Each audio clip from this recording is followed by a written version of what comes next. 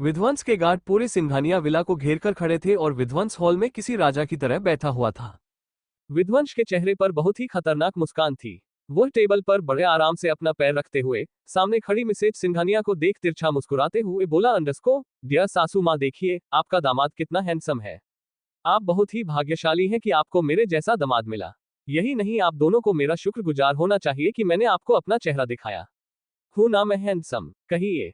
इतना कहते ही वह अपनी एक आईब्रो को ऊपर करके मिस्टर एंड मिसेज सिंघानिया को देखने लगा, जो उससे डर कर उसके सामने खड़े थे। मिस्टर सिंघानिया को बहुत गुस्सा आ रहा था, पर उन्हें डर भी लग रहा था। इसलिए उन्होंने किसी तरह अपने गुस्से और डर को कंट्रोल में करते हुए कहा, अंडरस्को, वीएस, आखिर तुम हमसे क्या चाहते हो? तुमने क्यों हमारी बेटी की जिंदगी बर्बाद कर दी? अगर उसकी शादी सूर्यवंशी खानदान में नहीं हुई तो वो मर जाएगी। मैं हाथ जोड़ता हूं, छोड़ दो उसे। इतना कहते ही वो घुटनों के बल जमीन पर अपने हाथ जोड़कर बैठ जाते हैं। वह बहुत ही ज्यादा इमोशनल थे।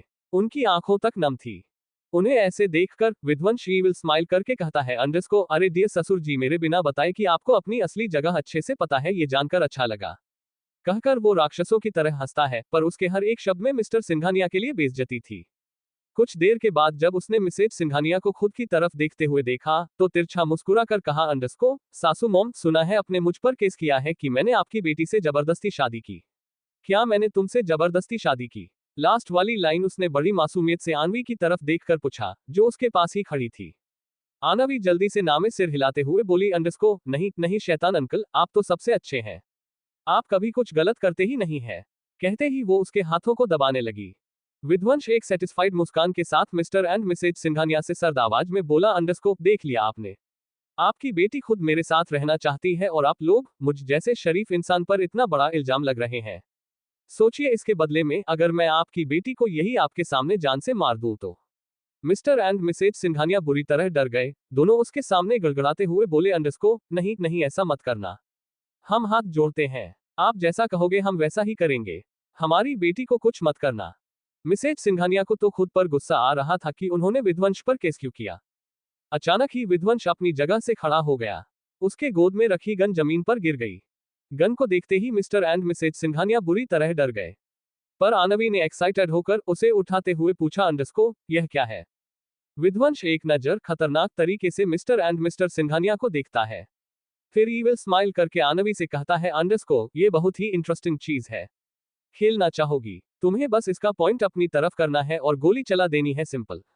इतना कहते ही वो गन का निशान एनवी की तरफ कर देता है और फिर उसके हाथ को ट्रिगर पर रख देता है।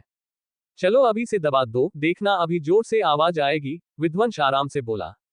मिस्टर एंड मिसेज सिंघानिया ये देखकर डर गए। मिसेज सिंघानिया जल्दी से जाकर विध्वंस के पैरों को पकड़कर रोते हुए बोली, अंडरस्को, नहीं ऐसा मत करो।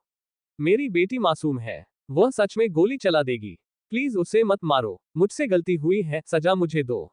उनके इस तरह रोने से विध्वंस को कोई फर्क नहीं पड़ा। उसने अपने गन को अपने पास रख लिया। फिर आनवी को ऑर्डर देते हुए सख्ती से बोला, अंडरस्को, चलो एक अच्छी पत्नी की तरह मेरे लिए खाना निकालो, क्योंकि तुम्हारी मॉम के कारण मैंने कुछ नहीं खाया। इतना कहते ही वो डाइनिंग टेबल पर बैठ गया। आनवी ने एक प्लेट लगाया और कटोरी में सब्जी डालने लगी। वह सब्जी बहुत ही गर्म थी। उसने एक हाथ में कटोरी पड़ी थी और दूसरे हाथ में सब्जी का चमचा। उसने जैसे ही सब्जी को कटोरी में सर्व किया, विध्वंस जानबूझकर अपने हाथ से उसके हाथ पर धक्का मार देता है, जिस कारण सब्जी सीधा आनवी के दूसरे हाथ पर जा गिरी। सब्जी बहुत ही ज्यादा गर्म थी, इसीलिए आनवी बुरी तरह चिल्लाने लगी, अंडरस्को, आह, मम्मा, दर्द हो रहा। कहते हुए वह अपने हाथ में जल्दी जल्दी फूंक मारने लगती है। उसकी आंखों में आंसू आ गए थे। विध्वंस मुस्कुराते हुए उसे देख रहा था। मिस्टर सिंघानिया जैसे ही आनवी की तरफ बढ़े, विध्वंस गुस्से से उन्हें घुरता है, तो वो अपनी जगह पर डरते हुए रुक गई। विध्वंस ईविल स्माइल करते हुए बोला, अंडरस्को, तो मेरी लिटिल लॉलीपॉप को दर्द हो रहा। ये तो बस दर्द की शुरुआत है, आगे तो और भी बहुत कुछ झेलना बाकी है। कहकर वह आराम से अपना ब्रेकफास्ट करने लगा। वही आनवी रोते हुए अपने हाथ पर फूंक मार रही थी। विध्वंस ने किसी को भी आनवी के हाथ में दवा नहीं लगाने दिया। अपना ब्रेकफास्ट करने के बाद वह खड़ा हुआ और आनवी के हाथों को नैपकिन से पोंछ मिसेज सिंघानिया को देखने लगा। और फिर वार्निंग भरे लहजे में बोला, अंडरस्को, सासू मॉम, इस बार रिश्ते का लिहाज रखकर मैंने कुछ नहीं किया। पर भूलिएगा मत, आपकी कीमती बेटी मेरे पास है और अगर आपने कोई भी चालाकी की तो उसका हर्जाना आपकी बेटी को भरना पड़ेगा। आज ट्रेलर तो देख ही लिया होगा आपने। कहकर वह आनवी के उसी हाथ को पकड़ता है जो हाथ जला था। उसने काफी मजबूती से हाथ पकड़ा था। इसलिए आनवी और जोर से रोने लगी, पर विध्वंस उसे लेकर वहां से चला गया। उसके क्रुएलिटी देखकर Mrs and Mr Singhania shock थे। फिर मिस्टर सिंघानिया मिसेज सिंघानिया पर गुस्से में भड़कते हुए बोले, अंडरस्को, ये सब कुछ तुम्हारे कारण हो रहा है। क्या जरूरत थी उस पर केस करने की? मैं इसके लिए तुम्हें माफ नहीं करूंगा। उद्धरण चिन्ह अल्पविराम। कहते हुए वो अपने रूम में चले गए और मिसेज सिंघानिया खुद को दोषी मानकर रोने लगी। वही सूर्यवंशी विला में हर्षद ऑफिस के लिए निकल गया था। वो अभी रास्ते में था कि अचानक उसके कार के सामने पुलिस की जीप आकर खड़ी हो गई। इंस्पेक्टर जीप से निकलकर हर्षद के कार के सामने खड़ा हो गया। हर्षद के गार्ड पुलिस वालों को घेर लेते हैं, मगर हर्षद कार से निकलकर उन्हें रोक देता है। फिर बिना किसी भाव से पूछता है, अंडरस्को, इंस्पेक्टर, यहां आने का और मेरा रास्ता रोकने का कोई कारण? इंस्पेक्टर हर्षित से डरते जरूर है, पर विध्वंस से ज्यादा नहीं। इंस्पेक्टर ने बड़े शालीनता से जवाब दिया, अंडरस्को, मिस्टर सूर्यवंशी, मुझे माफ कर दे, लेकिन आपको हमारे साथ चलना होगा। मिस्टर वीएस ने आपके खिलाफ एफआईआर दर्ज करवाई है, इसलिए हमें आपको अरेस्ट करना ही होगा। हर्षद गुस्से में बोला, अंडरस्को, आपको अंदाजा भी है आप क्या कह रहे हैं? लगता है आपको अपनी जान प्यारी नहीं। इंस्पेक्टर डरते हुए बोला, अंडरस्को, मिस्टर सूर्यवंशी, प्लीज कोऑपरेट करिए। अगर हमने ऐसा नहीं किया तो वीएस हमारे पुलिस स्टेशन को बम से उड़ा देगा, साथ ही साथ हमें भी जान से मार देगा। हर्षद एविल स्माइल करके बोला, अंडरस्को, तो वीएस का खौफ तुम्हारे अंदर है, लेकिन मेरा नहीं। इंस्पेक्टर अपने डर को काबू में करते हुए बोलता है, अंडरस्को, मिस्टर सूर्यवंशी, मान जाए, हम वीएस के खिलाफ चाहकर भी नहीं जा सकते, और अगर आपने हमारी बात नहीं मानी तो मजबूरन हमें दूसरे तरीके अपनाना पड़ेगा। हर्षद को बहुत गुस्सा आ रहा था, पर सारे सबूत उसके खिलाफ थे, इसलिए उसने अपने गार्ड से कहा, अंडरस्को, हमारे वकील को कॉल करो। इतना कहकर वह इंस्पेक्टर के साथ चला गया। अब तक हर तरफ ये खबर फैल चुकी थी कि सूर्यवंशी खानदान के बड़े बेटे हर्षद सूर्यवंशी को पुलिस ने अरेस्ट कर लिया है। ये सुनकर हर तरफ अफरा तफरी मच गई। सूर्यवंशी परिवार यह जानकर गुस्से से आग बबूला हो गया थे। उन्हें वीएस पर बहुत गुस्सा आ रहा था। कार में आनवी कोने में बैठी धीरे धीरे सिसक रही थी। वो अपनी नम आंखों से अपने हाथ को देख रही थी। उसका हाथ पूरा लाल पड़ चुका था। वो जलन के कारण उस पर फूंक मारने लगी, पर से उसे भूख भी लग रही थी। विध्वंस काफी देर से उसे घूर रहा था, फिर उसने आनवी के हाथ को एक झटके से पकड़कर अपनी तरफ कर लिया। इस बार उसे तेज दर्द हुआ। वो आस भरी नजरों से विध्वंस को देख सिसकते हुए बोली, अंडरस्को, शैतान अंकल, दर्द हो रहा। उसके मुरझाए चेहरे को देखकर विध्वंस कुछ नहीं बोला, बस फर्स्ट एड बॉक्स उठाकर आनवी के हाथ को देखने लगा। उसने झुककर उसके जले हुए हिस्से पर अपने होंठ रख दिए, फिर अपनी जीभ चलाने लगा। आनवी को इससे दर्द को नहीं हुआ, पर एक अजीब सा एहसास जरूर हुआ, जिसने उसके दिल को छू लिया। वो जल्दी से अपना हाथ पीछे खींचते हुए बोली, अंडरस्को, आप ये क्या? आगे की बात उसके मुंह में ही रह गए, क्योंकि विध्वंस उसे जानलेवा नजरों से देख रहा था। विध्वंस ने दवाई लगाने के बाद बिना किसी भाव से बोला, अंडरस्को, अब रोना धोना मत। अगर तुमने मेरी बात मानी तो घर पहुंचते ही मैं तुम्हें एक स्पेशल गिफ्ट दूंगा। गिफ्ट का नाम सुनते ही आनवी अपना सारा दर्द भूलकर एक्साइटेड होकर पूछती है, अंडरस्को, क्या है गिफ्ट में? विध्वंस उसकी चमकती आंखों को देख उसके गालों को आहिस्ता से अपने होठों से सहलाते हुए मैग्नेटिक वॉइस में बोला, अंडरस्को, वो तुम्हें बहुत पसंद आएगा, लिटिल लॉलीपॉप, पर उसके बदले मुझे क्या मिलेगा? आनवी उसे अपने इतने करीब देखकर अपने होठों को चबाने लगी, फिर धीरे से पूछा, अंडरस्को, का क्या चाहिए आपको? विध्वंस की नजर कब से उसके पिंक लिप्स पर थी। वो उनकी तरफ इशारा करके सिडेक्टिव वॉइस में बोला, अंडरस्को, लिटिल लॉलीपॉप, किस मी राइट नाउ। किसके नाम से आनवी का मुंह बन गया था। वो डरते हुए विंडो से चिपककर बैठ गई। विध्वंस बस शैतानों की तरह मुस्कुरा रहा था। आज वो किस लेकर रहेगा, पर सही इंसान के सामने। ये सोचकर वो सिगरेट के कश लेने कहा। विध्वंस जैसे ही पुलिस स्टेशन पहुंचा वो आनवी को लेकर अंदर चला गया। हर्षद सलाखों के पीछे खड़ा था। विध्वंस आनवी के साथ उसके सामने आकर खड़ा हो जाता है। उसे देखते ही हर्षद की आंखें सख्त हो गई। हर्षद सलाखों को पढ़कर दांत पीसते हुए बोला, तुम्हें पता नहीं है तुमने हर्षद सूर्यवंशी को जेल में डालकर कितनी बड़ी गलती की है। तुम शायद सूर्यवंशी खानदान को जानते नहीं हो जो दुश्मनी ले रहे हो। विध्वंस उसे अजीब तरह से घूरते हुए मुस्कुराया, फिर बड़े स्टाइल से सलाखों से टेक लेकर खड़े होते हुए एविल स्माइल करके बोला, अब हल्के लोगों को तो हल्के में ही लूंगा ना। वैसे भी वीएस दुश्मनी उन्हीं से ही करता है जो उसकी बराबरी के होते हैं, और तुम उस कैटेगरी में अभी पूरी तरह से फिट नहीं बैठते। उसके इस तरह मजाक उड़ाने से हर्षद आग बबूला हो गया। उसने गुस्से में कहा, तुम अपनी लिमिट्स क्रॉस कर रहे हो। तुम्हें क्या लगता है तुम मुझे जेल भेजकर 30 मार खान बन जाओगे? ये पूरी दुनिया को अपने कब्ज में कर लोगे? आखिर औकात क्या है तुम्हारी औकात तो मेरे जूते साफ करने तक की नहीं। हर्षद इतना कहकर हंसने लगा। वही विध्वंस को गुस्सा आ गया था। उसने अपने गुस्से को दबाकर दांत पीसकर कहा, जितना हंसना है हंस लो, क्योंकि बहुत जल्द इस हंसी के लिए तुम तरस जाओगे। जिस तरह तुमने मेरे अपने को मुझसे छीना है ना, बिल्कुल वैसे ही तुम्हारे अपनों को भी एक एक करके मौत के घाट उतार दूंगा मैं, और तुम देखने के सिवा कुछ नहीं कर पाओगे। हर्षद इतना गुस्सा हो गया कि वह सलाखों को पकड़ के उस पर मुक्का मारते हुए बोला, शुक्र मनाओ मैं जेल में हूं, वरना बाहर होता तो तुम्हें जान से मार देता। उसके गुस्से को देख वीएस विध्वंस का मारकर हंसने लगा। वही आनवी डर कर खड़ी थी। विध्वंस उसकी कमर को पकड़कर अपनी तरफ खींच लेता है, फिर इविल स्माइल करके हर्षद से बोला, वैसे मैं तुम्हें तुम्हारी प्रेमिका से मिलने लाया हूं, जो अब मेरी कर्ट वाइफ बन चुकी है। कहकर वो हर्षद को देखने लगता है। विध्वंस के हर एक एक्शन में एक अलग ही शैतानियत झलक रही थी।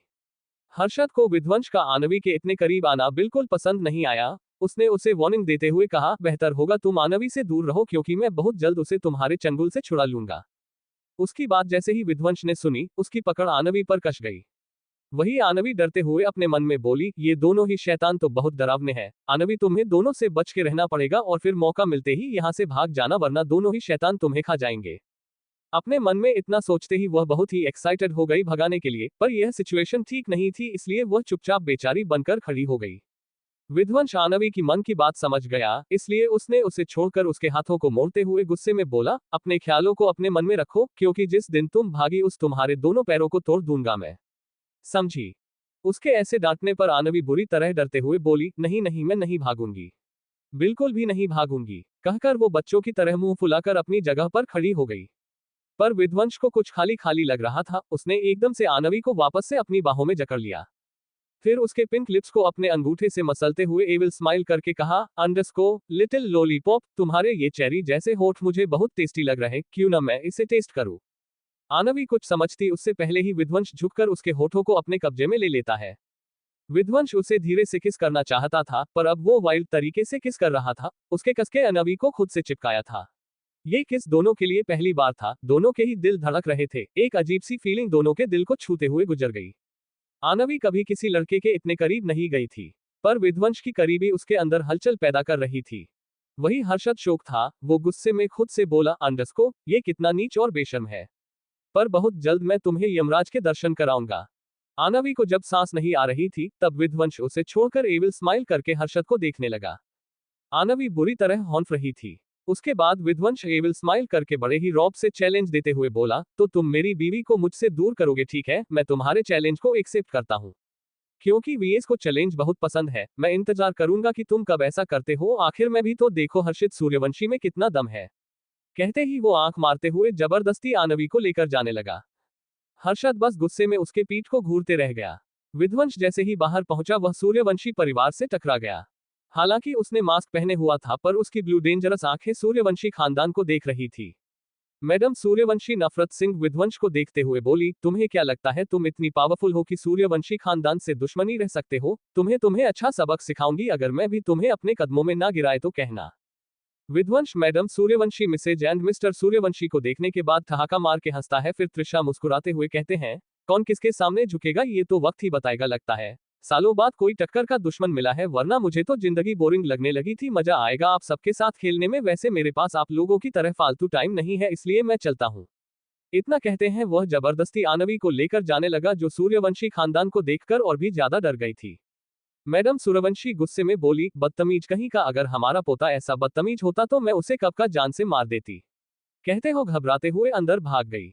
पर मैसेज सूर्यवंशी को पता नहीं क्यों विध्वंस को देखकर बहुत ही अजीब सी फीलिंग आई। वह अपनी आंखों से उसकी कर को देखते रही है, जो अब तक वहां से गायब हो चुकी थी। वही दूसरी तरफ विध्वंस का पीए विनाशक चुपके से सूर्यवंशी विला में घुस गया। उसने एक हुडी पहनी हुई थी और चेहरे पर मास्क भी लगाया हुआ था। विला में नौकर के अलावा कोई नहीं था। विनाशक चुपके से तीसरी फ्लोर पर चला गया, जहां पर किसी का भी जाना माना था। वहां पर एक बड़ा सा रूम था, जिसका डोर पर हमेशा ताला लगा रहता था। विनाशक आसपास देखता है, उसके बाद उस रूम के ताले को वह बड़े ही आसानी से अपने साथ में लाए चाबी से खोल लेता है। फिर रूम के अंदर जाकर इधर उधर तलाशी लेने लगा। लगभग 10 मिनट तक वह पूरे रूम में कुछ ढूंढ रहा था। उस रूम की केवल डिम लाइट ही ऑन थी, जिसमें उस रूम का थोड़ा सा अक्ष नजर आ रहा था। रूम पूरा ग्रे और व्हाइट कलर में था। बेड साइड वॉल में बड़ी ही डरावनी पिक्चर बनी हुई थी। विनाशक की नजर अचानक ही बेड के नीचे गई, तो वो झुककर देखता है, बेड के नीचे एक फाइल पड़ी हुई थी। विनाशक उसे उठाकर जैसे ही पढ़ता है, उसके होश उड़ जाते हैं। वह 5 सेकंड तक अपनी जगह पर जम जाता है। उसके बाद उस फाइल को अपनी हुडी में छुपाकर रूम से बाहर निकलकर ताला ठीक वैसे ही लगाकर मैडम सूर्यवंशी के रूम की तरफ चला गया। वह उनके भी रूम में तलाशी लेने के बाद बारी बारी Harshad Mr and Mrs Suryavanshi के भी रूम की तलाशी लेता है। उसे मैडम सूर्यवंशी के रूम से बहुत ही शॉकिंग चीज मिली थी। विनाशक अब जल्दी से अंडरग्राउंड एरिया से बाहर चला गया। यह एक सीक्रेट जगह थी सूर्यवंशी विला में घुसने के लिए, जिसके बारे में शायद ही किसी को पता हो। विनाशक सूर्यवंशी विला से काफी दूर पहुंचते ही अपनी कार को रोकता है और विध्वंस के कॉल लगा देता है। इस वक्त विध्वंस अपने कार में बैठा दोबारा आनवी के हाथ में दवाई लगा रहा था। उसने विनाशक का कॉल देखते हैं कॉल रिसीव करके ब्लूटूथ से कनेक्ट कर लिया, फिर सर्द आवाज में बोला, स्पीक। विनाशक दूसरी तरफ से घबराते हुए बोला, प्रेसिडेंट, मुझे कुछ बहुत ही शौकीन चीज मिली है। ये सुनकर विध्वंस सर्द आवाज में बोला, किंग हाउस आओ। इतना कहते इतना कॉल डिस्कनेक्ट कर दिया। अल्पविराम अल्पविराम। कार में आनवी चुपचाप बैठी थी। वो सोच रही थी कि जैसे आर्या ने उसे चट से भगाया था, वो वैसे ही विध्वंस के कैद से भाग जाएगी। विध्वंस एकदम से उसके हाथ को पकड़कर वार्निंग देते हुए गुस्से में बोला, अंडरस्को, मैं तुम्हारा हस्बैंड हूँ, इसलिए तुम्हें मुझे क्या बोलना है ये तुम डिसाइड कर लो, पर आइंदा से अगर तुमने मुझे ये अंकल बोला तो मैं तुम्हारा मुंह तोड़ दूंगा, समझी? और मेरे धमकी को हल्के में लेने की कोशिश मत करना। इतना कहते हुए वह धीरे धीरे उसकी तरफ झुकने लगा। उसके चेहरे के खतरनाक एक्सप्रेशन ही आनवी को डराने के लिए काफी थे। आनवी उसे अपने इतने करीब देखकर डर गई। वो विंडो की तरफ सिमटते हुए डरकर बोली, अंडरस्को, मैं नहीं बोलूंगी। विध्वंस से इतना कहकर वह अपने मन में मुंह बनाते हुए बोली, अंडरस्को, बड़े आए मुझे डरने वाले। जब देखो अपने इन शैतानी आंखों से मुझे घूरते रहते हैं और डराते रहते हैं। आज तो मेरा हाथ भी जला दिया उन्होंने, पर मैं आर्या से बोलूंगी कि वह मुझे फिर से बचा ले। देखना, मैं एक दिन भागकर माँ पापा के पास चली जाऊंगी, फिर आप कुछ नहीं कर पाएंगे। तब तक तो मेरे भाई भी आ जाएंगे। वह मुझसे बहुत प्यार करते हैं, वह आपको जरूर हरा देंगे। अपने भाई के बारे में सोचकर वह बहुत ही ज्यादा खुश हो गई, क्योंकि उसके तीनों भाई उससे बहुत प्यार करते थे। पर इस वक्त कोई भी इस देश में नहीं था। विध्वंस की कार कुछ देर में डेविल किंग विला के बाहर आकर रुकी। विध्वंस बड़े रौब के साथ कार से निकलकर विला के अंदर चला जाता है। आनवी उसके पीछे पीछे मुंह बनाते हुए आ रही थी। विध्वंस अपने गार्ड को कुछ इशारा करता है, फिर विला के अंदर दाखिल हो जाता है। वह जैसे ही सोफे के पास पहुंचा, वह रुक गया। पूरा पूरा तुम्हें ही खा जाए, इसलिए अच्छे से ध्यान रखना, हाथों को खा जाएगा। ये सुनकर आनवी थोड़ी कंफ्यूज हो गई। उसने विध्वंस से कहा, अंडरस्को, पर मेरा पेट तो जो कभी मुझे नहीं खाता, और कहाँ है आपका पेट? इतना कहकर वह अपनी गर्दन को इधर उधर करके पेट को ढूंढने लगी, पर उसे कोई भी नजर नहीं आया। विध्वंस उसे इतना क्यूरियस देखकर मुस्कुराते हुए बोला, अंडरस्को, इधर उधर क्या देख रही हो? मेरा पेट ठीक तुम्हारे पीछे ही खड़ा है। इतना कहकर वो पीछे की तरफ इशारा करता है। आनवी बड़े ही आराम से पीछे मुड़कर देखती है, मगर जैसे ही उसकी नजर उस टाइगर से मिली, उसकी जान ही हलक में आ गई। उसका पूरा शरीर डर के कारण अपनी जगह पर ही जम जाता है। आनवी इतना डर गई कि उसका शरीर काम ही नहीं कर रहा था। वह डर के कारण वहां से भागने की कोशिश कर रही थी, पर वह अपनी जगह से हिल भी नहीं पा रही थी, और ना ही उसके मुंह से आवाज निकाल पा रही थी। उसके माथे से ठंडा पसीना निकलने लगा। वह डरते हुए मन में बोली, अंडरस्को, ये पेट है, ये कैसा पेट है? तभी बादशाह बेहद ही खतरनाक तरीके से आनवी को देखते हुए धीरे धीरे उसकी तरफ बढ़ने लगा। उसकी आंखों में उसके खतरनाक इरादे झलक रहे थे। वह आनवी को देखकर जोर से दहाड़ा। आनवी परेशान होकर अपनी जगह पर खड़ी थी, मगर फिर अपने होश में आकर वह विध्वंस की तरफ भागते हुए जोर से चीखी, अंडरस्को, बचाओ बचाओ। कहते हुए वह जल्दी से विध्वंस की गोद में बैठ गई और एक बिल्ली के बच्चे की तरह उससे लिपट गई। वह अभी भी जोर जोर से चिल्ला रही थी, बचाओ बचाओ बचाओ। वही टाइगर विध्वंस के सामने आकर फिर से जोर से दहाड़ा। इस बार टाइगर आनवी विध्वंस के गले में अपनी बाह डालकर उसके ऊपर चढ़ने लगी। विध्वंस आंख दिखाकर बादशाह को शांत करता है, फिर गुस्से में आनवी से बोला, अंडरस्को, मेरे ऊपर ऑलरेडी चढ़ी हो, अब क्या मेरे सर पर बैठोगी जाकर? विध्वंस गुस्से में आनवी को देख रहा था। वो उसके शरीर को कांपते हुए महसूस कर पा रहा था। उसने एक नजर बादशाह को देखने के बाद इविल स्माइल करके आनवी से कहा, अंडरस्को, लिटिल लॉलीपॉप, अब तुम अपने प्रोमिस से पीछे नहीं हट सकती। चलो उठो और मेरे प्यारे और क्यूट से पेट को नहलाओ। ये कहते हुए वो आनवी को खुद से दूर करने लगा, जो उससे चिपकी जा रही थी। जब आनवी उससे दूर नहीं हुई, तो विध्वंस उसे धमकी देते हुए कोल्ड वॉइस में बोला, अंडरस्को, अगर तुम मेरे ऊपर से नहीं उठी, तो मैं तुम्हारे इस चूजे को अपने इस बड़े से पेट के हवाले कर दूंगा। शायद उसकी भूख मिट जाए। उद्धरण चिन्ह। उसके कहने का मतलब साफ था, अगर आनवी उसके ऊपर से नहीं उठी, तो वो टोजो को बादशाह के हवाले कर देगा। आनवी ने जैसे उसकी धमकी सुनी ही ना हो, पर जब उसने अपने टोजो के चिल्लाने की आवाज सुनी, तो वो बुरी तरह डरते हुए विध्वंस से थोड़ा दूर होकर टोजो को देखती है। वो अचानक ही चीख पड़ती है, अंडरस्को, आह। उद्धरण चिन्ह। टोजो बादशाह के सामने सिमट कर बैठा था। वो बहुत डर रहा था और चू चू कर रहा था। उसके सामने बड़ा सा बादशाह बैठा अपने पंजों से बार बार उसे छेड़ रहा था। आनवी ये देखकर घबराते हुए विध्वंस से बोली, अंडरस्को शैतान हस्बैंड जी, प्लीज मेरे टोजो को बचाए, वरना आपका ये बड़ा टाइगर उसे खा जाएगा। ये कितना बड़ा और डरावना है। बिल्कुल आपकी तरह। नहीं, आप तो इससे भी ज्यादा डरावने हो। अगर आप इसे डांटोगे तो ये पक्का आपसे डर कर भाग जाएगा। आनवी टोजो को बचाने के लिए कुछ भी बोले जा रही थी। उसने ध्यान नहीं दिया कि विध्वंस के एक्सप्रेशन कितने डरावने हो गए हैं। विध्वंस गुस्से में बादशाह को ऑर्डर देता है, अंडरस्को बादशाह ईट इट नाउ। उसके ये कहते ही बादशाह दहाड़ते हुए अपना मुंह को खोलकर टोजो की तरफ झुका। उसी वक्त आनवी अपने आंखों पर हाथ रख के जोर से चीखी, अंडरस्को नहीं ये। चिल्लाते हुए वो बेहोश होकर जमीन पर गिरने लगी। पर विध्वंस उसे अपने मजबूत हाथों से पकड़ अपनी बाहों में भर लेता है। आनवी विध्वंस के बाहों में बेजान सी झूल गई। विध्वंस उसके बेजान शरीर को देखते हुए कोल्ड वॉइस में बोला, अंडरस्को मेरी दुश्मन इतनी कमजोर कैसे हो सकती है। तुम्हें तो परेशान करने और तड़पाने में भी मजा नहीं आएगा, इसलिए पहले मैं तुम्हें मजबूत बनाऊंगा, फिर शुरू होंगी तकलीफें। उद्धरण चिन्ह। वो इविल स्माइल करके बादशाह को टोजो से दूर रहने का इशारा करके आनवी को गोद में लेकर विला के अंदर चला गया। रूम में जाकर वो आनवी को बेड पर लिटाकर कुछ देर उसे घूरने के बाद रूम से बाहर चला गया। वो जैसे ही हॉल में पहुंचा, उसकी आंखें छोटी हो गई। फिर वो जाकर सोफे पर बैठ गया। एक नौकर आकर विध्वंस को एक ब्लैक कॉफी देकर चला गया। ये देखकर आर्मी यूनिफॉर्म पहने युग ने मुंह बनाते हुए बोला, अंडरस्को तुम्हारे तो नौकर भी एटीट्यूड वाले हैं। मतलब मैं यहाँ आया तो किसी ने मुझे पानी तक नहीं पूछा और तुम्हें सीधा ब्लैक कॉफी पकड़ा दी। क्या मेरी कोई इज्जत भी है। उद्धरण चिन्ह अल्पविराम। विध्वंस एक सिप कॉफी पीने के बाद एविल स्माइल करके बोला, अंडरस्को वीएस ऐसे लोगों का स्वागत नहीं करता जो जब मन चाहे मुंह उठाकर कहीं भी चले जाए, जैसे कोई आवारा कुत्ता कहीं भी चला जाता है। उद्धरण चिन्ह अल्पविराम। विध्वंस इनडायरेक्ट युग को कुत्ता कह रहा था। युग को गुस्सा आ गया। उसने भड़कते हुए कहा, अंडरस्को क्या तुम मुझे इनडायरेक्ट कुत्ता कह रहे हो। विध्वंस कोई जवाब नहीं देता, बस एक चिढ़ाने वाली मुस्कान के साथ उसे देखने लगा।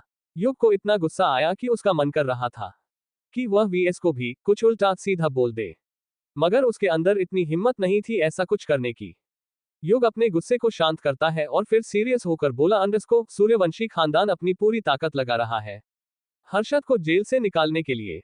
इतना कहकर वह विध्वंस को देखने लगा, जिसके चेहरे पर कोई भी एक्सप्रेशन नहीं थे। वह आराम से ब्लैक कॉफी पी रहा था। अचानक ही युग की नजर विध्वंस के गले पर पड़ी। जहां पर नाखून के निशान थे, उन निशान को देखकर युग के होठों पर नोटी स्माइल आ गई। वह उसे छेड़ते हुए बोला, अंडरस्को वीएस तुम्हारी शादी क्या हो गई। तुम तो बिल्कुल बदल गए, पर तुम्हें अभी उसके साथ वह सब नहीं करना चाहिए। उसकी बात सुनकर विध्वंस अपनी आईब्रो को ऊपर करके उसे घूरने लगा। तो भी युग मुंह बनाकर बोला, अंडरस्को मुझे ऐसे मत घूरो, मुझे सब पता चल गया है। तुम्हारे गले पर बने निशान ने मुझे सब बता दिए कि तुमने बेचारी उस लड़की के साथ क्या क्या किया। विध्वंस को समझते देर नहीं लगी कि युग का क्या मतलब है। वह अपनी ब्लैक कॉफी के मग को सीधा उसके ऊपर फेंकते हुए गुस्से में चिल्लाया, अंडरस्को just shut up and get out. युग उसके इस तरह कॉफी फेंकने से जल्दी से अपनी जगह से हट गया, वरना पूरी गर्म कॉफी सीधा उसके मुंह पर गिरती। वह शॉक होकर बोला, अंडरस्को तुम सच में बहुत बेरहम हो। इतना कहकर वह डरते हुए वहां से भाग गया, क्योंकि विध्वंस उसे बहुत ही गुस्से में घूर रहा था। विध्वंस गुस्से में अपनी जगह से उठा और वापस रूम में चला गया। उसने किसी को कुछ मैसेज किया, फिर एक नजर बेहोश आनवी को देखकर एक फाइल टेबल से उठाया और स्टडी रूम में चला गया। अल्पविराम। वही मिसेज सिंघानिया आनवी को विध्वंस से छुड़ाने के लिए अलग ही प्लान बना रही थी। उन्होंने आर्या को सिंघानिया विला बुलाया था। इस वक्त दोनों मिसेज सिंघानिया के रूम में थी। मिसेज सिंघानिया इमोशनल होकर आर्या के हाथ को पकड़कर बोली, अंडरस्को आर्या तुम्हें तो पता है ना, सिंघानिया परिवार की एक भी बेटी आज तक जिंदा नहीं बची है। सिर्फ एक आनवी ही है जो अभी तक जिंदा है। आर्या को उनकी बात समझ नहीं आई। उसने कंफ्यूज होकर पूछा, अंडरस्को आंटी आप कहना क्या चाहती है, साफ साफ बताए। तो मिसेज सिंघानिया अपने आंसू पोंछकर उसे अब तक की सारी बातें बता देती है। आर्या सब कुछ जानकर शॉक होकर बोली, अंडरस्को क्या मतलब है आपका। क्रूएल डेविल किंग वीएस ने आनवी से शादी कर ली, मुझे तो यकीन ही नहीं हो रहा। मिसेज सिंघानिया उसे चुप कराते हुए बोली, अंडरस्को आर्या पर क्या तुम भूल गई हो। आनवी मेरी चौथी बेटी है। उसकी 3 बड़ी बहनें 19 साल पूरे होने से पहले ही मर चुकी है। मेरी सबसे बड़ी बेटी की शादी सूर्यवंशी खानदान के छोटे बेटे वंश के साथ तय हुई थी, पर जब वह 10 साल की थी तभी उसकी मौत हो गई। उसके बाद मेरी दूसरी बेटी, उसने तो जन्म लेते ही अपना दम तोड़ दिया। और तीसरी बेटी, जिस दिन उसकी और वंश की सगाई थी, उसी दिन उसकी मौत हो गई। मैं नहीं चाहती उन सब की तरह मेरी आन्वी भी मुझे छोड़कर चली जाए। उसका सूर्यवंशी खानदान से जुड़ना बहुत जरूरी है। आर्या को अभी भी कुछ समझ नहीं आ रहा था। उसने परेशान होकर कहा, अंडरस्को आंटी, पर मैं आपकी कैसे हेल्प कर सकती हूँ? और वीएस कोई छोटा मोटा इंसान नहीं है। मिसेज सिंघानिया बीच में ही उसे रोकते हुए बोली, अंडरस्को, लेकिन तुम्हारा एक दोस्त आर्मी में है ना? शादी के दिन मैंने देखा था, वीएस के एक साथ एक आदमी में था, वो भी आर्मी में था। हो सकता है तुम्हारा दोस्त उसे जानता हो। तुम उसके सहारे वीएस के घर तक पहुंच सकती हो। क्या पता तुम आन्वी को बचाकर वापस ले आओ, फिर हम उसकी शादी हर्षद से कर देंगे। मुझे पता है मैं सेल्फिश हो रही हूँ, लेकिन मैं मेरी बेटी को मरते हुए नहीं देख सकती। उनके आंखों से बेतहाशा आंसू बह रहे थे। सिंघानिया परिवार की सबसे बड़ी बेटी की शादी वंश के साथ ही हुई थी, पर शादी से पहले ही लगातार सिंघानिया परिवार ने अपनी तीनों बेटी को खो दिया। तब जाकर आन्वी का जन्म हुआ और उसकी शादी भी वंश के साथ तय कर दी गई। शायद इस कारण भी आन्वी और वंश के बीच इतना एज गैप था। आर्या काफी देर तक कुछ सोचती है, फिर हिचकिचाते हुए बोली, अंडरस्को ओके आंटी, मैं कोशिश करके देखूंगी एक बार। ये सुनकर मिसेज सिंघानिया बहुत ही ज्यादा खुश हो जाती है और उसे गले लगा लेती है, पर आर्या के चेहरे पर चिंता के भाव थे। रात का वक्त, आनवी को धीरे धीरे होश आया। वह अपनी आंखें मसलते हुए उठकर बैठ गई। उसी वक्त विध्वंस चेंजिंग रूम से कैजुअल कपड़े पहनकर बाहर निकाला। उसने बेड पर बैठी आनवी को देखकर तिरछा मुस्कुराते हुए कहा, अंडरस्को गुड नाइट लिटिल लॉलीपॉप। उसकी सर्द आवाज सुनते ही आनवी की सारी नींद गायब हो गई। वह अपने आंखों को मसलना छोड़कर विध्वंस को देखते हुए डर गई। अचानक ही उसे कुछ अजीब सा फील हुआ। जब उसने खुद को देखा तो चौंक गई। वह शॉक होकर बोली, अंडरस्को यह मैंने नाइट सूट कैसे पहन लिया? मैंने तो सोने से पहले कुछ और पहना था, इसे किसने चेंज किया? कहकर वो अपनी आंखें बड़ी बड़ी करते हुए विध्वंस को देखने लगती है, जो स्माइल करके उसे देख रहा था। विध्वंस उसके थोड़ा करीब आया, फिर उसके गाल पर हाथ फेरते हुए मैग्नेटिक वॉइस में बोला, अंडरस्को लिटिल लॉलीपॉप, तुम ही सोचो ये कौन कर सकता है? आनवी एकदम से डर गई। वह हकलाते हुए बोली, अंडरस्को आपने किया ये सब, पर क्यों किया? ये सब कहते हुए उसकी आंखों में आंसू आ गए। वह रोते हुए विध्वंस के सीने पर मुके बरसने लगी। उसने रोते हुए कहा, अंडरस्को शैतान हस्बैंड, आप बहुत बुरे हैं। आपने मेरे साथ गंदी हरकत की। आप सच में एक शैतान है। ये बोलते हुए वो विध्वंस के सीने पर मुके बरसाए जा रही थी। विध्वंस बस शैतानी मुस्कान लिए उसे देख रहा था, फिर अचानक ही उसकी कलाई को जोर से दबाते हुए उसे मोड़ देता है। अगले ही पल आनवी की दर्द भरी चीख रूम में गूंज उठी। उसके दर्द भरे चेहरे को देखकर विध्वंस किसी सनकी की तरह अपनी गर्दन टेढ़ी करके उसे देखता है और फिर उसके गालों पर फूंकते हुए रुड वॉइस में बोला, अंडरस्को you are my legal wife, इसलिए मैं जब चाहे ऐसा कर सकता हूँ। मुझे इसके लिए किसी की परमिशन की जरूरत नहीं है, और आइंदा से अपने छोटे छोटे हाथ को चलाने से पहले 10 बार सोच लेना, वरना इन्हें काटकर बादशाह को खिला दूंगा, समझी? इतना कहते हुए वो उसके होठों पर किस कर लेता है। इस अचानक की किस के लिए आनवी रेडी नहीं थी। वो छटपटाने लगी, पर विध्वंस 10 मिनट तक उसे किस करने के बाद ही उसे छोड़ता है। फिर आनवी के होठों को बुरी तरह मसलते हुए ऑर्डरिंग टोन में बोला, अंडरस्को लिटिल लॉलीपॉप, तुम्हें पता है रात हो चुकी है। अगर 2 मिनट के अंदर तुम डाइनिंग टेबल पर नहीं पहुंची तो तुम्हें रात का डिनर भी नहीं मिलेगा। वैसे भी तुम सुबह से भूखी थी। मुझे नहीं लगता तुम रात को भी भूखा सोना चाहोगी, सो तुम्हारे पास केवल 2 मिनट है। इतना कहते ही वह तुरंत रूम से बाहर चला गया। आनवी तो अपनी जगह पर शॉक होकर बैठी थी। फिर वह गुस्से में अपने होठों को चादर से साफ करते हुए बोली, अंडरस्को आप बहुत बुरे हैं शैतान हस्बैंड। देखिएगा मैं एक दिन यहाँ से भागकर मम्मा के पास चली जाऊंगी, फिर आप कुछ नहीं कर पाएंगे।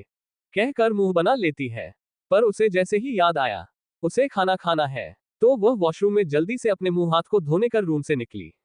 पर इन सब में पूरे 5 मिनट निकल चुके थे। आनवी जब डाइनिंग टेबल पर पहुंची तब तक विध्वंस अपना आधा खाना खत्म कर चुका था। खाने को देखकर आनवी के मुंह में पानी आ रहा था, क्योंकि उसने सुबह से कुछ नहीं खाया था। वह जैसे ही डाइनिंग टेबल पर बैठती है तभी विध्वंस गुस्से में बोला, अंडरस्को तुम पूरे 3 मिनट लेट हो, इसलिए अब तुम्हें कुछ नहीं मिलेगा। ये सुनकर आनवी शॉक हो गई। उसे बहुत तेज भूख लगी थी, इतनी तेज कि उसे पेट में दर्द तक हो रहा था। वह अपने पेट को पकड़कर रिक्वेस्ट करते हुए बोली, अंडरस्को प्लीज बस थोड़ा सा। पर विध्वंस उसकी बात को इग्नोर करते हुए मेड से बोला, अंडरस्को बाकी सारा खाना लेकर जाओ। मेड खाने को उठाने लगी। ये देखकर आनवी के आंखों में आंसू आ गए। वह रोते हुए बोली, अंडरस्को सॉरी, मुझे मुंह धोने में लेट हो गया, आगे से ऐसा नहीं होगा। पर मुझे सच में बहुत भूख लगी है। विध्वंस पता नहीं क्या सोचकर मेड से बोला, अंडरस्कोप ठीक है, एक रोटी और थोड़ी सी सब्जी उसे दे दो। उसके बाद उसने आनवी की तरफ देखते हुए तिरछा मुस्कुरा कर कहा, अंडरस्को, यही तुम्हारी पनिशमेंट है कि तुम्हें सिर्फ एक रोटी ही मिलेगी, ताकि अगली बार से तुम मेरी बातों को सीरियस लिया करो। आनवी को बस भूख लगी थी, इसलिए वह जल्दी से टेबल पर बैठ गई। पर उसे बहुत दुख भी हो रहा था, क्योंकि एक रोटी से उसका कुछ भी नहीं होने वाला था। विध्वंस डिनर करके रूम में चला गया। आनवी भी डिनर करने के बाद उसके पीछे पीछे रूम में आ गई। पर उसका मुंह लटका हुआ था, क्योंकि एक रोटी से अभी तक उसका पेट नहीं भरा था। उसे बहुत भूख लगी थी। वो जैसे ही रूम में पहुंची, विध्वंस जो बेड पर लेटा गया था, उसने बिना किसी भाव से कहा, अंडरस्को, मैंने कहा था ना तुम मेरे रूम में नहीं सो सकती, जाकर बाहर सो जाओ। आनवी की आंखें भरी हुई थी। वह अपनी आंसू भरी आंखों से विध्वंस को देखते हुए बोली, अंडरस्को, पर शैतान हस्बैंड, मुझे ठंड लग रही है, मैं बाहर कैसे सोऊं? विध्वंस एक पिल्लो उसके ऊपर फेंकते हुए बोला, अंडरस्को, ये तुम्हारी प्रॉब्लम है, मेरी नहीं। पर तुम मेरे रूम में नहीं सो सकती। अब निकलो यहाँ से, वरना मैं तुम्हें विला के बाहर निकाल दूंगा। फिर पूरी रात गार्डन में सोना, और भूलो नहीं तुम्हारा वो छोटा चूजा टोजो अभी भी मेरे कब्जे में है। आनवी उसके क्रूएल नेचर को देखकर रोने लगी। वह तकिया को उठाकर बाहर जाते हुए गुस्से में बोली, अंडरस्को, शैतान हस्बैंड, देखिएगा एक दिन मैं भाग जाऊंगी, फिर आप मुझे कभी ढूंढ नहीं पाएंगे। कहकर वो रोते हुए वहां से भाग गई। उसके जाते ही विध्वंस गुस्से में अपनी आंखें बंद कर लेता है। उसने अपनी मुट्ठी इतनी तेज बंद की थी कि उसके माथे की नजर तक साफ नजर आ रही थी। रात के 2 बजे आनवी हॉल के सोफे पर लेटी हुई थी। उसे ठंड भी लग रही थी और नींद भी नहीं आ रही थी। वह मुंह बनाते हुए उठकर बैठ गई, फिर जोर से सोफे पर एक मुक्का मारते हुए विध्वंस को कोसकर बोली, ये शैतान हस्बैंड खुद को समझते क्या है, बड़े आए थे आनवी को खाना न देने वाले पर, मैं तो खाना खाऊंगी, मुझे भूख लगी है। इतना कहकर वो सोफे से खड़ी हो जाती है और आसपास देखने लगती है कहीं कोई है तो नहीं। जब उसे अपने आसपास कोई नहीं दिखता तो वो खुश होकर चुपके चुपके किचन की तरफ बढ़ने लगी। वह जल्दी से किचन के अंदर पहुंचकर खुश होते हुए बोली, अब मैं पेट भर के खाना खाऊंगी। कहते ही वो जल्दी से खाना ढूंढने लगी। उसने जैसे ही फ्रिज खोला तो उसका चेहरा उतर गया, क्योंकि पूरी फ्रिज खाली पड़ी थी। वह गुस्से में फ्रिज को बंद करते हुए मुंह बनाकर बोली, कितने कंजूस लोग हैं, खाने को कुछ भी नहीं रखते, मेरे घर में तो पूरी फ्रिज भरी पड़ी रहती थी। वह मुंह बनाते हुए जैसे ही जाने को हुई, अचानक उसकी नजर वही दरवाजे के पास बैठे बादशाह पर पड़ी। बादशाह को देखते ही आनवी की जान हलक में आ गई। आनवी डर से कांपने लगी। बादशाह बहुत ही डेंजरस नजरों से आनवी को ऊपर से नीचे तक देख रहा था। फिर वह जोर से दहाड़ा। उसकी दहाड़ पूरे विला में गूंज उठी। आनवी तो डरते हुए स्लैब पर चढ़ गई और विध्वंस को पुकारने लगी, शैतान हस्बैंड बचाए, शैतान हस्बैंड आ हे। अनवी की चीख और बादशाह की दहाड़ सुनकर विध्वंस, जो सोने की कोशिश कर रहा था, अचानक ही वह बिस्तर से उठकर बैठ गया। वह क्यूरोस होकर रूम से बाहर निकल जाता है। वह जैसे ही किचन के पास पहुंचा, उसकी आंखें छोटी हो गई। वो बादशाह के बगल से निकलकर स्लैब पर बैठी आनवी को घूरने लगा। आनवी अभी भी चिल्लाए जा रही थी। विध्वंस कुछ देर उसे घूरता है, फिर गुस्से में बोला, तुम यहाँ पर क्या कर रही हो? उसकी आवाज सुनते ही आनवी खुश हो गई। उसने अपनी नजर उठाकर जैसे ही विध्वंस को देखा तो वो और भी ज्यादा डर जाती है। अचानक ही उसके मुंह से निकला, आप तो इस बादशाह से भी ज्यादा डरावने हैं। ये सुनकर विध्वंस का पारा हाई हो गया। वह बिना बादशाह को देखे उसे गुस्से में ऑर्डर देता है, बादशाह इसे खा जाओ जल्दी। विध्वंस की बात सुनकर आनवी रोते हुए बोली, नहीं, मैं बिल्कुल टेस्टी नहीं हूं, मुझे मत खाओ, इन्हें खा जाओ, ये बहुत बड़े हैं, तुम्हारा पेट भी भर जाएगा। उसकी चलती जुबान को देखकर विध्वंस दांत पीस कर बोला, बहुत जुबान चल रही है तुम्हारी, लगता है अभी तुम्हें कम पनिशमेंट मिली है। पनिशमेंट का नाम सुनकर इस बार आनवी को बहुत ही ज्यादा गुस्सा आ गया। वो अपना सारा डर भूलकर विध्वंस पर चिल्लाते हुए बोली, आपको पनिशमेंट देने के अलावा और क्या आता है? हर वक्त मुझे डराते रहते हैं। पहले मेरे टोजो को आपने अपने इस छोटे डायनासोर के सामने फेंक दिया ताकि वह उसे खा जाए, और अब आप मुझे इसके सामने फेंक रहे ताकि यह मुझे खा जाए। मैं तो छोटी सी हूँ, इसका पेट थोड़ी ना भरेगा, इसीलिए आप इसका नाश्ता बन जाओ, मैं क्यों बनूं बड़े डायनासोर कहीं के। विध्वंस अचानक ही अजीब तरह से मुस्कुराने लगा। उसने एक झटके से आनवी का हाथ पकड़कर उसे बादशाह के सामने जमीन पर गिरा दिया। उसके बाद अपने दोनों हाथ को जेब में डालकर बादशाह को सर्द आवाज में ऑर्डर दिया, बादशाह तुम्हें भूख लगी है ना? Look how tasty the food is in front of you, eat it. बादशाह ये सुनते ही धीरे धीरे आनवी की तरफ बढ़ने लगा। उसने जैसे ही आनवी के पैरों को छुआ, आनवी जोर से चीखी, मैं टेस्टी नहीं हूँ, ये शैतान हस्बैंड टेस्टी है, छोड़ दो मुझे, आह हे। शैतान हस्बैंड सॉरी। आनवी डरते हुए जल्दी से उठकर विध्वंस के पीठ पर चढ़ गई। आनवी बहुत ही जोर जोर से रो रही थी। विध्वंस बादशाह को अपनी जगह पर ही रोक देता है। उसके बाद आनवी से गुस्से में पूछता है, अब साफ साफ बताओ क्या कर रही थी यहाँ पर, वरना बादशाह तुम्हें सच में खा जाएगा। आनवी उसे कसके पकड़ते हुए सिसक कर बोली, मुझे भूख लगी है इसलिए मैं खाने के लिए यहाँ पर आई थी, पर अब मुझे नहीं खाना। विध्वंस एविल स्माइल करके बोला, काफी समझदार हो तुम, क्योंकि अगर तुमने कुछ भी खाया होता तो मैं तुम्हें जरूर बादशाह का डिनर बना देता, क्योंकि कोई मेरे खिलाफ जाए ये मुझे बिल्कुल पसंद नहीं। इतना कहते ही वह आनवी को लेकर वहां से चला गया। रूम में आते ही उसने आनवी को सोफे पर पटक कर गुस्से में कहा, चुपचाप पड़ी रहो यहीं पर, खबरदार अब कहीं उठकर गई तो। विध्वंस रूम का डोर बंद करके चादर को उसके ऊपर फेंक देता है, फिर खुद लाइट बंद करके बेड पर लेट गया। आनवी ने भले ही रोना बंद कर दिया था पर वो अभी भी सिसक रही थी। ज्यादा रोने के कारण उसकी आंखें भारी हो गई और वह सो गई। विध्वंस उठकर उसे एक नजर देखता है, फिर सीलिंग को घूरते हुए कुछ सोचने लगा। उसने एविल स्माइल करते हुए मन में कहा, जितना चैन की नींद सोना है आज सो लो, क्योंकि कल से तुम्हारी नींद हराम होने वाली है। तुम्हारे लिए एक बहुत ही अच्छा सरप्राइज सोचा है मैंने, लिटिल लॉलीपॉप। इतना कहकर वह भी अपनी आंखें बंद कर लेता है। वही विध्वंस के विला से कुछ दूरी पर कई सारे लोग इकट्ठा थे। ये सूर्यवंशी खानदान के शैडो गार्ड्स थे, जिन्हें मैडम सूर्यवंशी ने गुस्से में विध्वंस को खत्म करने के लिए भेजा था। उस गार्ड्स का लीडर, जिसका नाम विमल था, उसने सभी को अलर्ट करते हुए सीरियस आवाज में कहा, मैडम सूर्यवंशी ने हमें जो मिशन दिया है हमें कंप्लीट करना है, पर याद रहे वीएस कोई छोटा मोटा आदमी नहीं है। हम एकदम से हमला नहीं करेंगे, हमें सही वक्त का इंतजार करना होगा और उस लड़की को भी लेकर जाना होगा। आनवी बार बार उसे गधा ही कह रही थी। इस बार गदाधर बोला, आपके मन में जाऊन आवे आप बोल दियो, पर अब नीचे चलो वरना भैया नाराज हो जाई है। आनवी जल्दी से तैयार होकर नीचे आ गई। उसने भी ट्रैक सूट पहना था, बिल्कुल गदाधर की तरह। इस वक्त दोनों विध्वंस के सामने खड़े थे और विध्वंस दोनों को बड़े ही रौब से देख रहा था। विध्वंस ने आनवी को देखा जो अपना सिर नीचे करके खड़ी थी और फिर तिरछा मुस्कुराते हुए कहा, लिटिल लॉलीपॉप इससे मिलो, ये है गदाधर, आज से ये तुम्हारा ट्रेनिंग टीचर है। ये तुम्हें मजबूत बनाएगा, तुम्हें हर तरह की ट्रेनिंग देगा, या जैसे फाइटिंग, रनिंग, कुछ और। ये सुनकर आनवी शौक हो जाती है, क्योंकि सिंघानिया परिवार में भी कई बार उसे ये सब सिखाने की कोशिश की थी। उसे इन सब से बहुत डर लगता था, इसलिए वह शौक होकर बोली, नहीं मुझे गधा से कुछ नहीं सीखना। उसकी बात सुनकर विध्वंस को गुस्सा आ गया, तो वही गदाधर परेशान होकर बोला, भैया की दुल्हनिया हम गदाधर है, गधा नहीं। अपनी पूरी ताकत लगाकर बहुत तेज भाग रही थी। ऐसे ही 2 राउंड कंप्लीट हो जाते हैं तो विध्वंस बादशाह को रोक लेता है। आनवी थक कर चूर हो गई, वो धम्म से जमीन पर लेट गई। ये देखकर विध्वंस गदाधर को देखते हुए बिना किसी भाव से बोला, आज के लिए इतना ही रखो, कहकर वह चला गया। गदाधर तो अपनी जगह पर शोक खड़ा था। वह मुंह बनाकर बोला, भैया शैतान का दूसरा रूप है। हाय दैया, हमारी भाभी को कितना थका दिए, कहकर वो जल्दी से आनवी को उठाने के लिए आगे बढ़ता है। कुछ देर बाद आनवी शावर लेकर वॉशरूम से बाहर निकली। उसकी आंखों में अभी भी नींद थी। शावर लेने के कारण उसकी बॉडी पिंक पिंक हो गई थी। वो नींद में ही चलते हुए सोफे पर सोने के लिए उस पर बैठ गई, पर उसे कुछ अजीब फील हुआ, तो उसने जैसे ही अपनी आंखें खोली उसकी नींद गायब हो गई।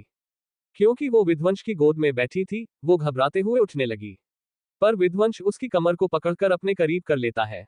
फिर तिरछा मुस्कुराते हुए आनवी के होठों पर हल्की किस करके बोला, अंडरस्को लिटिल लॉलीपॉप, क्या मैं तुम्हें पसंद आ गया हूँ जो तुम सीधा मेरी गोद में बैठ गई हो, या फिर तुम चाहती हो मैं तुम्हारे साथ रोमांस करूँ, कहकर वो धीरे धीरे उसकी बॉडी पर अपने हाथ को फेरने लगा।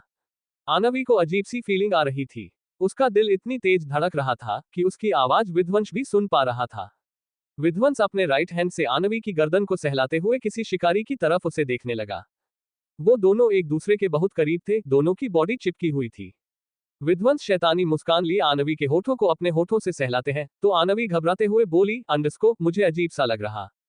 विध्वंस डेंजरस स्माइल करते हुए बोला, अंडरस्को little lollipop, I taste your lips. Aanvi कुछ समझती उससे पहले ही विध्वंस उसे किस कर लेता है। आनवी तो शौक थी, फिर वो उसे खुद से दूर करने लगी। अल्पिराम अल्पिराम अल्पिराम डॉट। वहीं दूसरी तरफ सूर्यवंशी खानदान ने अब तक हर्षद को जेल से छुड़ा लिया था, या यूं कहे कि विध्वंस ने ही ऑर्डर दिया था हर्षद को छोड़ देने के लिए। मैडम सूर्यवंशी अपने रूम के विंडो के पास खड़ी थी और बाहर के नजारे को देख रही थी। उनके हाथ में एक फाइल थी और ठीक उनसे कुछ दूरी पर हर्षद एक्सप्रेशन लेस भाव से खड़ा था। मैडम सूर्यवंशी उसे एक नजर देखकर कोल्ड वॉइस में बोली, हर्षद मैं नहीं जानती तुम ये काम कैसे करोगे, लेकिन तुम्हें उस वीएस के घमंड को तोड़कर आनवी को लेकर आना है। उसने हमारे खानदान की इज्जत को मिट्टी में मिलाने की कोशिश की है। उसने हमारे सर को शर्म से झुकाया है, इसलिए तुम्हें ही अब मेरी इज्जत बचाने होगी। उस वीएस को मेरी कदमों में झुकाकर मैं उसे अपने सामने गिड़गिड़ाते हुए देखना चाहती हूँ। हर्षद कुछ नहीं बोला। उसे तो बार बार विध्वंस और आनवी का किस ही याद आ रहा था। वो जब भी विध्वंस और आनवी की करीबी को याद करता उसे बहुत ही ज्यादा गुस्सा आता था।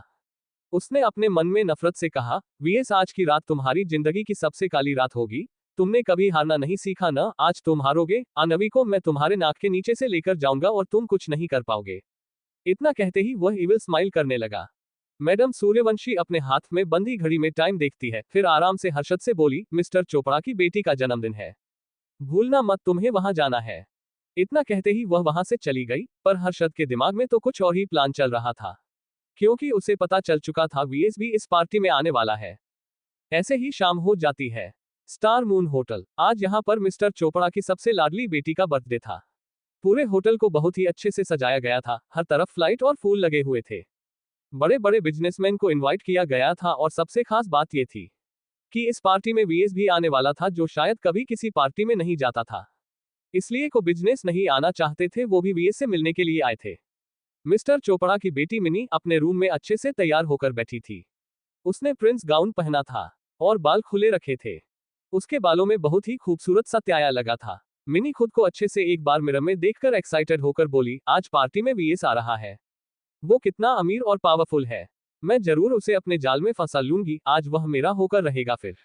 इतना कहते ही वह अदा के साथ अपने बालों को झटकती है और इविल स्माइल करने लगती है। पार्टी में लगभग सभी बिजनेसमैन आ चुके थे। अचानक ही हर तरफ हलचल मचाने लगी और कई सारी कार्स आकर होटल के बाहर रुकी। बॉडीगार्ड्स कार से निकलकर बीच वाली कार को घेर लेते हैं। एक गार्ड ने बैक सीट का डोर ओपन किया तो विध्वंस किसी हीरो की तरह बाहर निकला। उसने अपने चेहरे पर मास्क लगाया हुआ था। वह अपने कोट को सही करके अपना हाथ कार के अंदर की तरफ बढ़ाता है तो आनवी उसके हाथ को पकड़कर बाहर निकली। आनवी ने ब्लैक कलर का गाउन पहना हुआ था और गले में विध्वंस का पहनाया हुआ मंगलसूत्र था। उसने हल्का सा मेकअप किया था। वो बहुत खूबसूरत लग रही है। वह पहले कभी किसी पार्टी में नहीं गई थी, इसलिए बाहर निकलते ही वह अपनी जगह पर रुक गई। उसकी पकड़ घबराहट से विध्वंस के हाथ पर कस गई थी। विध्वंस उसकी तरफ अपनी एक आईब्रो उठाकर देखने लगा तो आनवी ने घबराकर उसे देखते हुए कहा, यहाँ पर कितने सारे लोग।